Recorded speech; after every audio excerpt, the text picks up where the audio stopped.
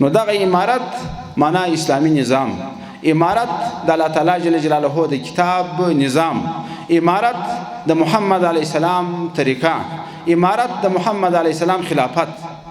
په ټول دنیا کې دا یو بل نظام ستا چې کفار دې نور سره ټکاري، خو ګرده که مسلمانان دي که کافران دي هر یو په خپل اصول کې اج سره چلیږي. مسلمانان هم د کفارو سره جوړ دي، کفار هم د مسلمانانو سره جوړ دي. یوازې دغه نظام دی چې کفار نه مني. یو او بل باندې ورته کوي ولې دې ښځې نه دي راایستلي، ولې دې ښځې په دفترو کې نه دي پرېښي، ولې د خلکو په ژیره باندې کار لري، ولې شرابو ته اجازه نه ورکوي، ولې د خلکو په ازادي باندې کار لري. هلکه موږ په دنیا کې آزاد نه یو. زموږ نوم څه شي دی؟ زموږ استاد چې نومان عباد الله، د الله تعالی بندگان یو. د الله تعالی بندگان د الله تعالی مریان دي، په هغه څه مکلف دي چې الله پاک یې ځینې غواړي.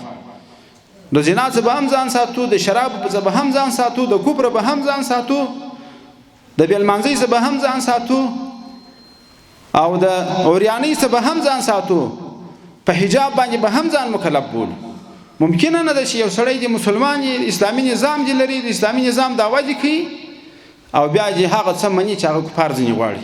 دا ممکنه نه ده.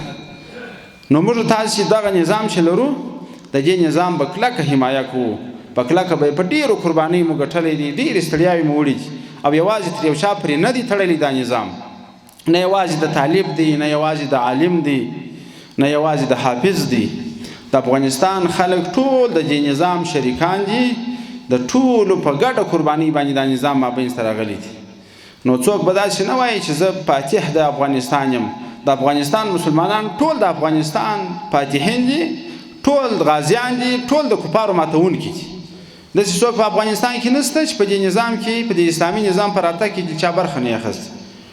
په دا زندانونو کې په دې بګرام کې یوازې طالبان بندیان وو، خو سپین ږیري هم بندیان وو، شیخان هم بندیان وو، ملکان هم بندیان وو، دکانداران هم بندیان وو، صرافان هم بندیان وو. هر چا دا بګرام لیدلی دی.